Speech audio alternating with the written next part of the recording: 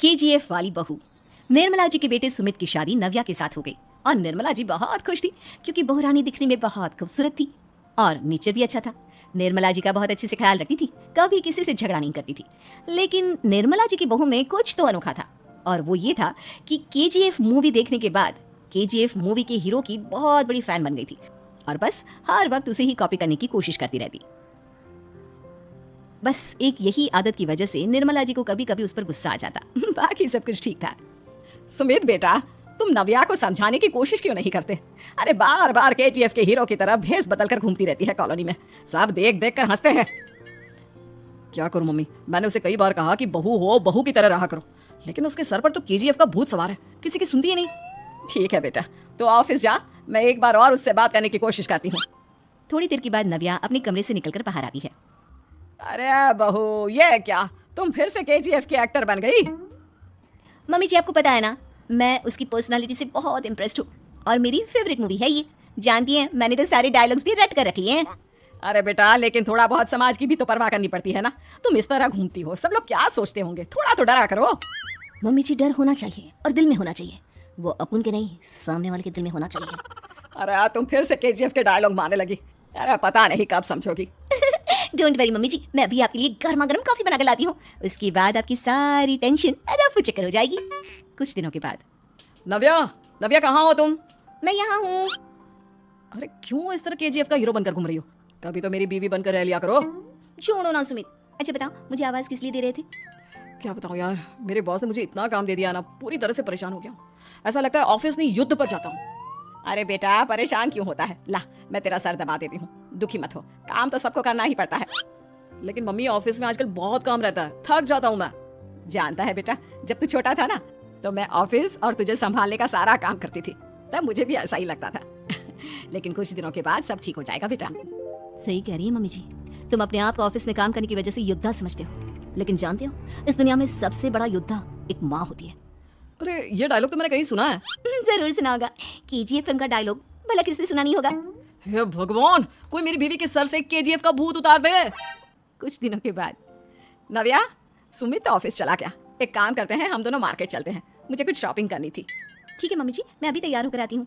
थोड़ी देर बाद नव्या फिर से केजीएफ फिल्म के हीरो की तरह गेटअप रखकर आ जाती है। अरे तुम फिर से ये बन गई। चलिए ना मम्मी जी, आप जानती है ना, मुझे ऐसे रहना बहुत पसंद है, प्लीज प्लीज प्लीज मम्मी जी। अच्छा ठीक है, चलो। मार्केट में निर्मला जी को उनकी एक सहेली मिलती है। अरे निर्मला, ये तुम किसे साथ में लेकर घूम रही हो? लगता है फिल्म का हीरो निकलकर तुम्हारे साथ आ गया है। मेरी बहन, क्या बताऊं, ये फिल्म का हीरो नहीं है। अच्छा, ये तुम्हारा बेटा होगा, बहुत दिनों से देखा नहीं ना, इसलिए पहचान नहीं पाई मैं। अरे नहीं नहीं, मेरी पूरी बात तो सुनो, ये मेरी बहू है नव्या। है? लेकिन दिखने में तो ये बिल्कुल केजीएफ के एक्टर की तरह नजर आ रही है। हाँ, वो क्या है ना, इसे इसी तरह रहना पसंद है। क्या बात है बहू, शहर में इस तरह घूम रही हो, तुम्हें बिल्कुल भी अजीब नहीं लगता? लोग तुम्हारे बारे में क्या कहेंगे? आंटी जी, जो शहर में रहने आता है ना, वो उसके बारे में सीखता है, और जो राज करने आता है ना, वो शहर को अपने बारे में सिखाता है।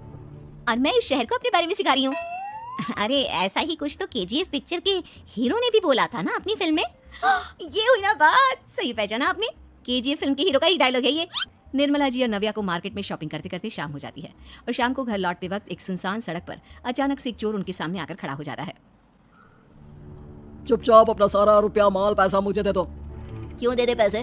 तुमने दिए क्या सामान खरीदने के लिए? ओए चुप कर, और इस तरह बहुरुपया बनकर क्यों घूम रहा है? अरे घूम रहा नहीं, घूम रही है, बहू है ये मेरी।